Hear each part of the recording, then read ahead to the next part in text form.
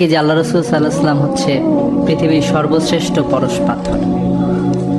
আল্লাহ রসুল সাল্লাল্লাহু আলাইহি ওয়াসাল্লামের ইম্প্যাক্ট এত বেশি ছিল যে আজ পর্যন্ত পৃথিবী যখন শ্রেষ্ঠ মানুষটাকে আবিষ্কার করতে চায়, পৃথিবীর এই সভ্যতায় সৃষ্টির সূচনা লগ্ন থেকে আজ পর্যন্ত কার ইনফ্লুয়েন্স পৃথিবীতে সবচেয়ে বেশি, এটা যখন ডিসাইড করতে চায়, তখন একজন ইহুদি লেখকও তার হচ্ছে দ্য 100 বইয়ে তার বইয়ের ক্রোনোলজিটা হলো যে এরকম যে উনি যার ইম্প্যাক্ট যত বেশি তাকেই সামনে রাখতে চাইছেন।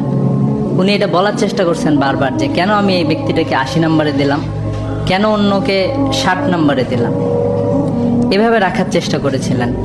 উনি আসলে বারবার চেষ্টা করেছেন রিশাফল করার জন্য, কিন্তু হযরত মুহাম্মদ সাল্লাল্লাহু আলাইহি ওয়াসাল্লামকে উনি কখনোই 2 নম্বরে রাখতে পারেন না।